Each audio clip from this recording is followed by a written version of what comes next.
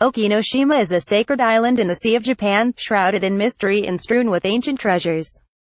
For centuries, the island was forbidden to all but about 200 men, who could wade ashore only one day a year after purifying themselves naked in the freezing sea. Women were banned, photographs were banned, even talking about a visit to the island was long verboten.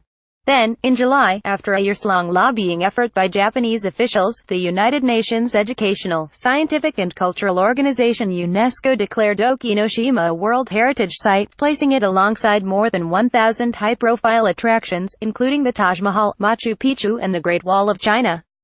The designation alarmed the keepers of Okinoshima's tradition, and raised questions about how communities keep traditions intact and secrets secret in the modern world.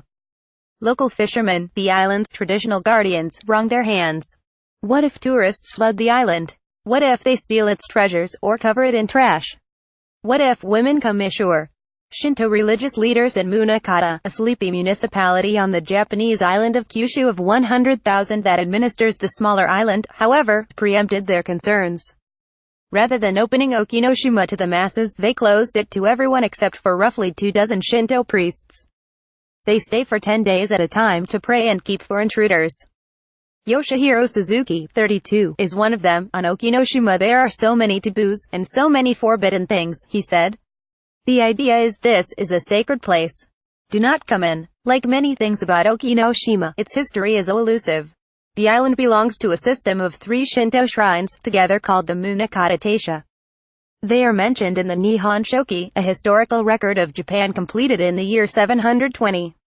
So, we know for sure that around that time the shrine was already here, Suzuki said.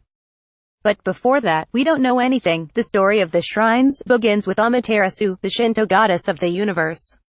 When Amaterasu's 3 daughters came to Earth, the legend goes, they landed on 3 islands: Kyushu, Japan's 3rd largest island, Oshima just offshore, and Okinoshima about 30 miles out to sea, toward Korea.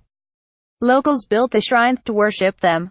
Okinoshima is lush yet austere, a few emerald green hills ringed by escarpments that plunge into the sea.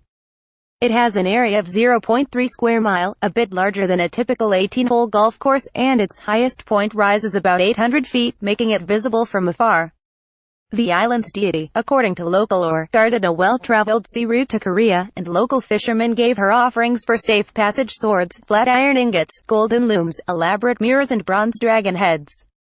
They covered the items with stones, or scattered them in the shadows of boulders. In the early 17th century, a Christian feudal lord, Kuroda Nagamasa, heard about the treasures. The locals refused to relinquish them, warning of a divine curse, so Nagamasa dispatched a Christian to retrieve them and stored them in a tower of his castle. But according to local lore, the tower soon began rumbling, and shiny objects streaked across the sky. His realm was racked by natural disasters and disease. So Nagamasa ordered the treasures back to the island, and normality returned. In 1954, as Japan was recovering from World War II, officials decided to renovate the deteriorating Munakata shrines, and over the next 2 decades, oversaw 3 large-scale excavations on Okinoshima, assembling tens of thousands of the treasures. They took the artifacts back to the Munakata shrine on Kyushu, where many are now on display. Many questions linger about the large-scale rituals on Okinoshima, including why they were performed there and who performed them. Lindsay E. DeWitt, a Buddhism expert and visiting researcher at Kyushu University, wrote in a September blog post. We only know with certainty what was left. UNESCO critics say the World Heritage designation often brings a flood of visitors, turning sacred sites into tourist traps and cities into museums. Some call the phenomenon UNESCO-cide, and it was this prospect that troubled the local fishermen. Those fishermen had a very strong belief regarding Okinoshima, that you should not transmit any information about it, said Akifumi Kuba, Munakata City's vice mayor. So they were very uncomfortable about Okinoshima becoming a World Heritage Site. It used to take hours for fishermen to get to Okinoshima, but now with speedboats, it takes only 1 to 2 hours, added Tokunaga Atsushi, director of the city's World Heritage Nomination Division.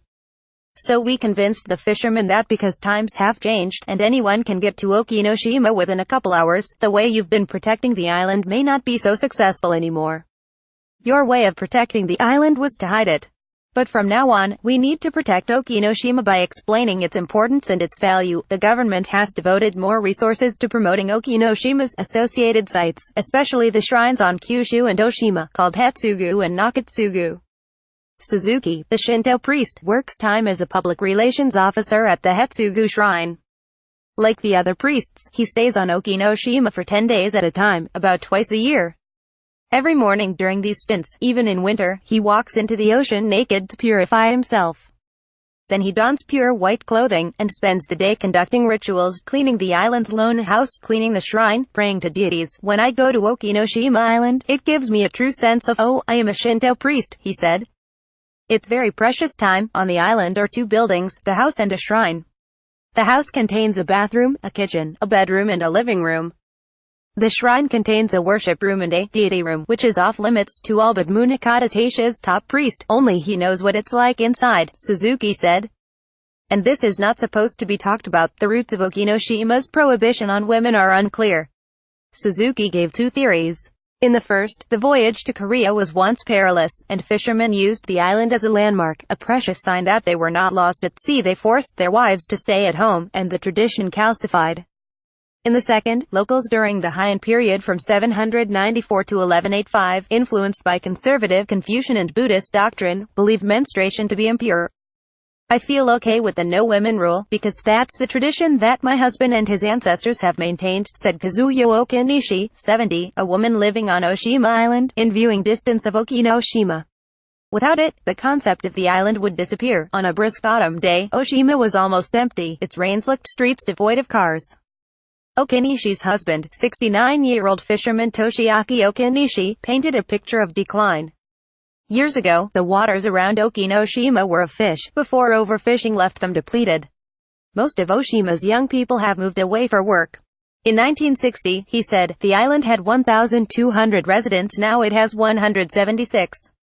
Recently, wild boars began appearing on the island, and now they outnumber its human inhabitants. Toshiaki Okinishi once feared Okinoshima's World Heritage designation, but now considers it a ray of hope. Perhaps it will bring tourists to Oshima, where they can visit a sacred shrine and peek at Okinoshima in the distance. When young people come to the island, they bring more energy, he said. The community becomes more lively.